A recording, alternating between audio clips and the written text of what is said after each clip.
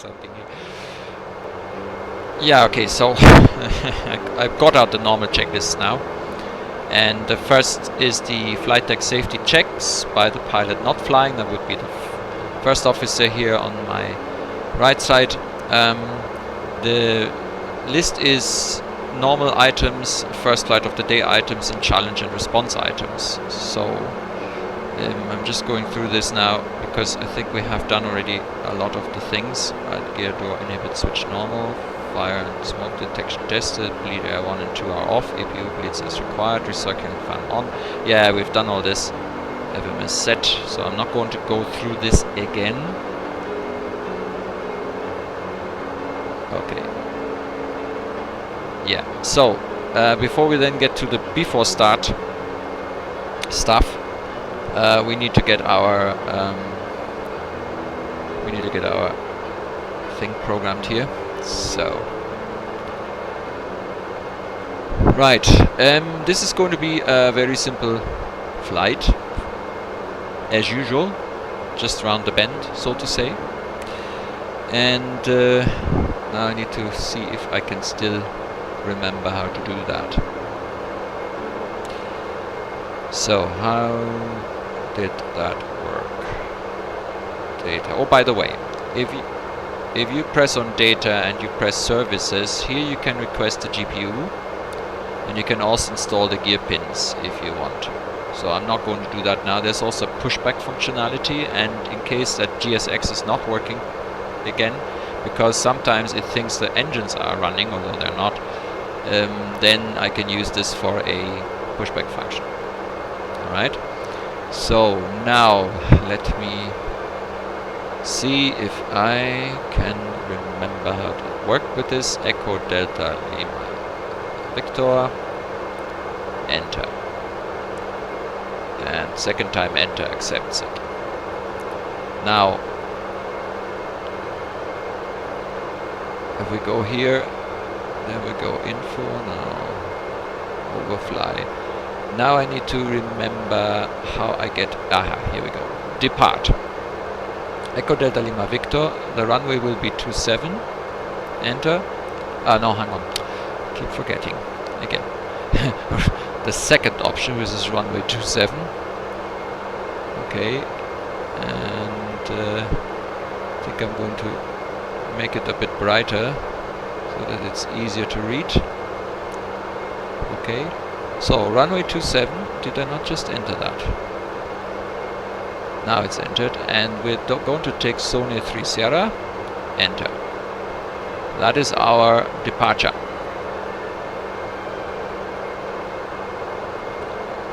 Okay, if I go now to arrive, I can enter Echo Delta Lima Victor.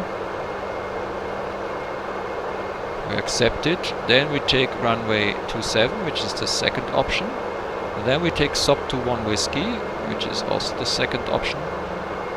And now I can press here and I can select the approach, which is the ILS 27 approach.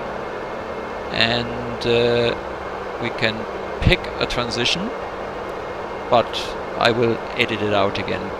Okay, let's have a look at the flight plan. So there are a couple of discontinuities now. So this continuity I'm going to take out, delete, delete. Okay. Then LAA we're going to take out because that's no real use for us. And I think I'm going to take that one out as well. We go to remat, and remat, then we are approach the runway, and that's the best approach path here. So let's see if we can not bad. I think looking at this here, let's bring this a bit closer. Yeah, it's looking good. Our usual round, coming around here, getting here, and then this is sort of the missed approach that is not very clear. But yeah, that'll do. Very nice. That's the terrain option. on. You have a terrain in this aircraft. They had it also in the pilot edition, and obviously that hasn't changed. What I always love in Prepared is the way that you can get those displays out. Oh, by the way, if you press Shift 1, you get a full 2D panel now. That's something that didn't exist. I mentioned that before, I think. So this is what the 2D panel looks like. You can put this on another monitor, and then you have your full panel in front of you. That's the one, and then there's also another one. That's the other side here. Okay, so that's fantastic, and they've done it in a way that you can take these two and put them on two screens beside each other. So great for kind of cockpit builders, I would say, because there are people that build cockpits with screens. So they have these big screens in front of them where the whole panel is, and then they can bring up these 2D panels. Right. Yeah, I don't think we are done yet, so let's continue here. So we've done the route. Now let's have a quick look at the altitudes. So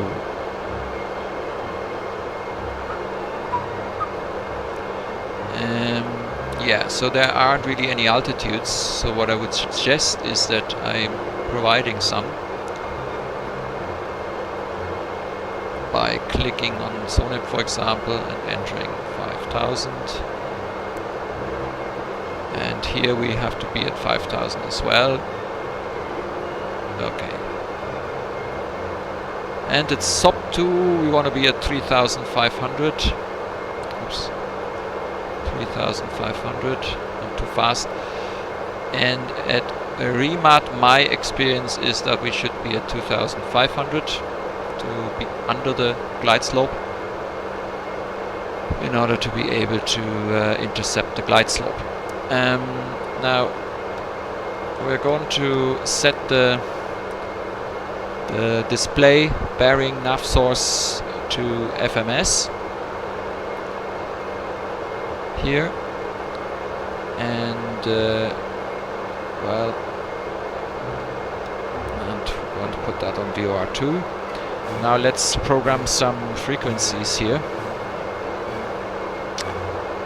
Unfortunately, I can't do it from outside, as I said, so I need to do it from here. So I click here. This is VOR1, and that means I need to go through this now.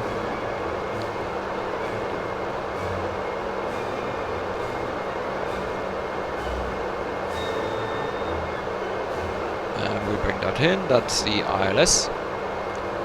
And on nav2, we're going to program the DME,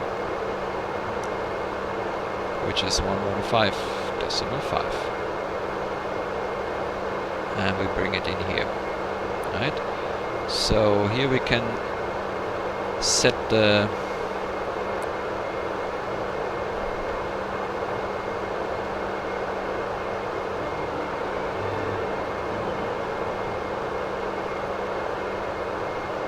and the repeat function would be really great, because this is actually quite tedious. Alright. Okay.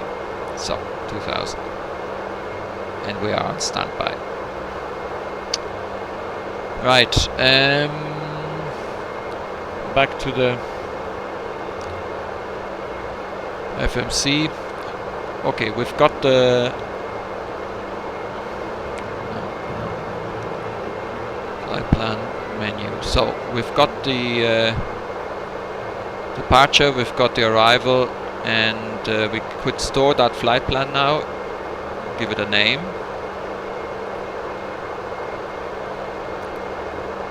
So that we could recall it again. Now this is our first waypoint, and we could give some altitudes here for VNAV. Why don't I just provide something here? Let's say 2,500. This is just now me trying out C, and I think at here we would be at 4,500. I'm just putting in some values because I will probably try and see if our VNAV capability is doing what we think it's doing or should be doing.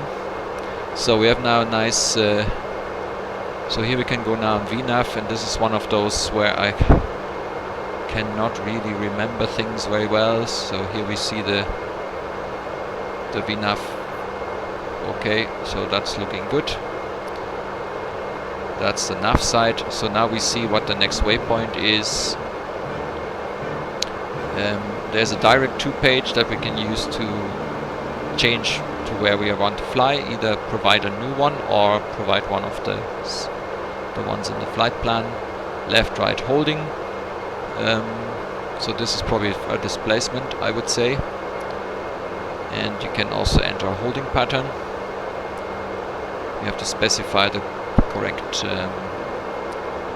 things, and then you can arm the holding, and it would then, as soon as it reaches the entry point, it would start go into a hold. The list function, you can use it for all kinds of things. For example, you could pick from a list of airports or navates. If we would have entered a flight plan manually, a larger flight plan, which I'm not doing in this particular flight, then we would make use of the list function a bit more. So here's the tune thing. So again, here you could actually provide frequencies 122.80, and I could put this on COM1. So it's a bit easier to enter it because you can type it. Then let's get to the performance. Can't remember what I have to do here. Okay, what else have we got? That's the fuel. So basic weight is 18433. We have no packs. We can actually provide some value here for the packs, 45. Then we have cargo, about 1,000. So that's the zero fuel weight. Fuel on board is 2630, 2655, so 5,200. That's not very precise today. Okay, so let's not start with this. So that's the fuel on board. It probably needs that to calculate. Now if we look at the next page, this is the fuel flow in kilograms. 91, that's probably the APU. Echo Delta Lima Victor. Yeah, we have more than enough fuel on board, so that's a 9 plus 18 endurance at departure, and on board 511 overhead. Okay, gross weight, fuel on board, temperatures. Okay, fuel flow is obviously not something we can see right now. I think we are okay. I think we're done. Right. Good. Let's go into this nav page now. And I think that's us basically now ready. So what I would do now is that I would try and see if we get I had an idea that might happen. So let's go back to the doors page and get all those doors closed.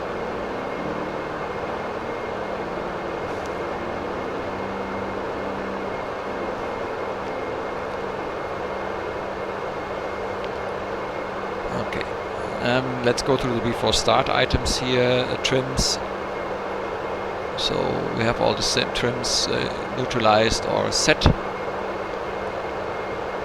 See here, door and fueling lights are out, passenger signs are on. Then the cabin report is received, flight deck door is locked. Yeah, I think you can do that here somewhere. Where's the flight deck door? It's the IRS. The IRS, by the way, is here on nav and has automatically aligned itself. The flight deck door, the flight deck door, the flight deck door. I can't remember where that is here in this plane. As I say, if you don't fly often. So I think Doesn't look like we can do anything here anyway. Anti-collision lights red now, so that's basically what normally is the beacon for us. So we put this here on red. APU bleed we turn off now. Battery and bus voltages we can check in a moment. So here the bleeds are off. Okay, so checking the are these still open?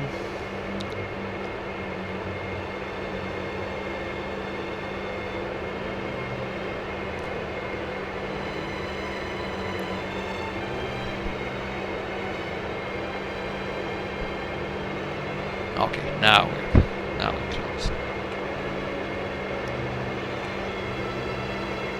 Okay, so that's the fuel again. Fuel is fine. Electrical, I think we have power by the APU. And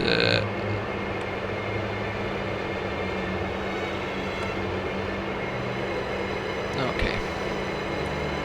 Hydraulic power we haven't got yet. And there's actually something missing here. I have to tell you the checklist and the procedures, the documents that I have, they are not complete because we actually need to do a few more things than we have done so far. So amongst other things, we need to pre-select the flaps here. So I'm putting it on 10. Okay, then I put on the standby hydraulic pumps, and then for start we need to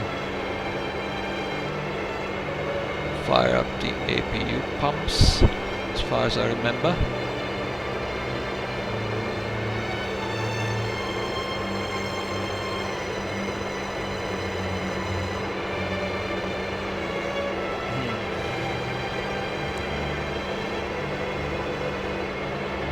Yeah, that's not a very complete. And auto feather, I think we need to. Do we then select that before start or not? That's a real pity because I don't have a proper. No, that's after start. Right. So I think I have everything now, although I'm not sure.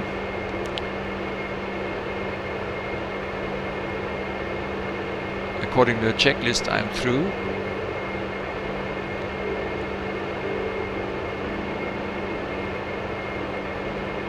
I will turn these off now. That's, by the way, this is the hood.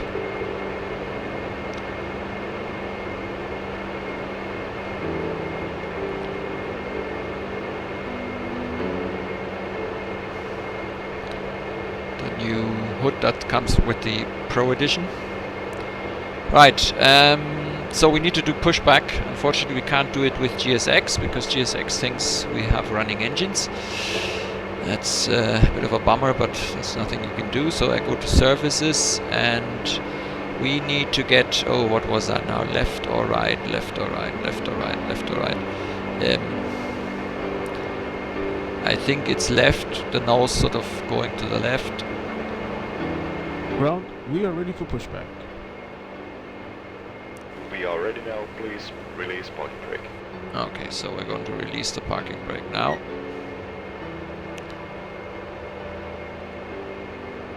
Parking brakes released. And I can't remember. Pushing back now, you're clear to start the engine number 2. Okay, starting number 2. So in order to start engine number 2, we need to do the following. We need to put this on 2. We have these on normal, and we keep pressing this for a little while. Yeah, that'll do.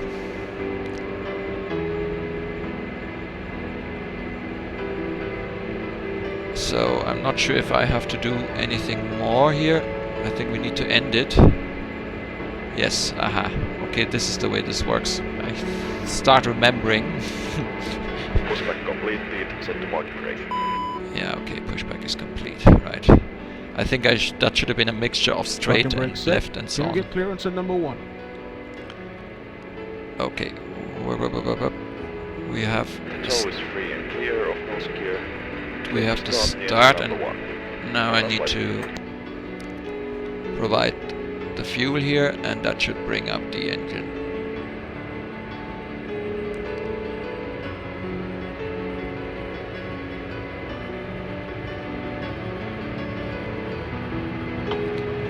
And I wonder how you can turn off the stupid music. Good afternoon, ladies and gentlemen. Uh-huh. On behalf of our airline, we would like to welcome you on board.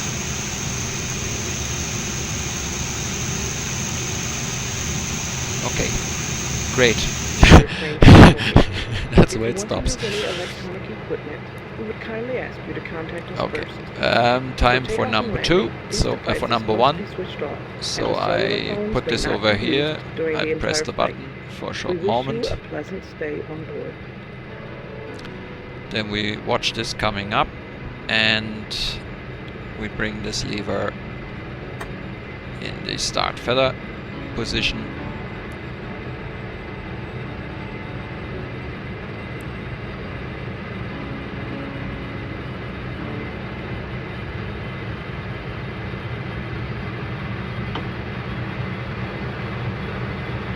Yeah, looking good.